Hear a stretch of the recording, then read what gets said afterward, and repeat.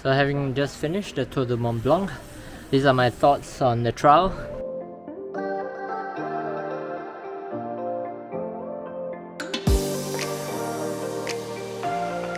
It's not easy if you try to do it in 7 days.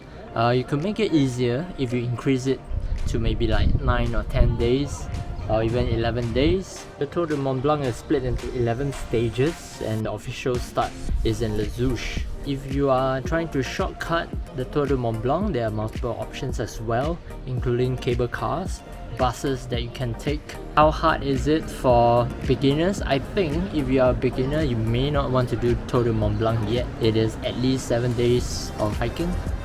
You might want to do maybe short trials or maybe some mountains somewhere. If you want to train for Tour de Mont Blanc, the best suggestion for you is to do ascents and descents, elevation. You need lots of elevation training because the total amount of elevation gain and loss is going to be more than 10,000.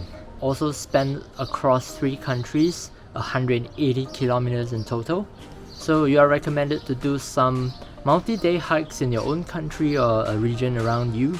I found out that stairs training helped quite a bit. I got a lot better with practice, going up and down and not getting injured.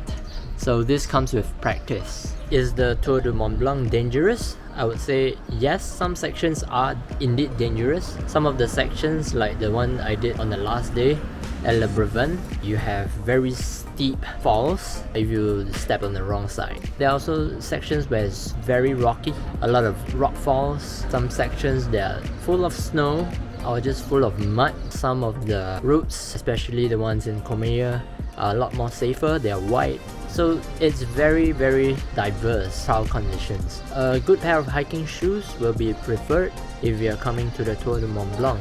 And also bring along your hiking poles. If you have 2, it's going to be very safe. Some trial etiquette that you can pay attention to. On the trial, people greet you, so make sure to greet others as well. You can say bonjour, good day in French. And most of the time, even in Italy, people say bonjour, but some of the Italians, definitely they will say ciao. I think it's just a very nice gesture to greet people on the trail. Try not to destroy the nature along the way. Leave things as they are. Nature is such a beautiful thing. We should try to preserve it. Try not to drag your hiking poles. Just make sure you leave as little mark as possible on the trail. The Tour de Mont Blanc is going to be done over several days, so you will need accommodation. And one of the accommodation options is to book refuge in advance. And in order to book the right refuges, you might have to book 6 months in advance in order to get what you want. So it's not easy. You have to plan ahead.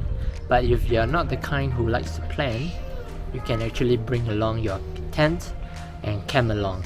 There are many campsites along the way, especially near the refuge, and you can even pay for dinner and shower. Dinner at the refuges usually start at 7 p.m. Some of them start 6:30, some of them start 7:30. So you have to arrive at the refuge preferably by 5:30, so you get some time for shower. There are some refuges that do not allow people to shower after a certain time. Just pay attention to that, but most of the refuge are fine. Usually breakfast start at 7 a.m. So if you're trying to go for a big day, you gotta get everything ready by 7, eat a breakfast and start your day at 7:30. So that's the advice I can give you. What about lunch and water along the way of Tour de Mont Blanc? There's plenty of water points all around when you reach the refuge. So I didn't bring a filter at all and it's completely fine. Just need to bring a water bag if you are really concerned and you want to have water all along the way without refilling. 2 liters is a good amount to bring. If you are trying to cut it really light, then maybe just bring a 1 liter bottle and then you can refill at the next refuge. For lunch, I try to eat at the different refuge. You have a refuge every few hours, so it's pretty easy to find food along the way. Unless you are doing a variant or you are having a bit of a rush on one of the days, then maybe you might want to consider taking a packed lunch from the refuge that you are staying. They're not too expensive, maybe 15 euros for a sandwich or some cheese, some bread, a fruit, and a chocolate bar, this kind of thing.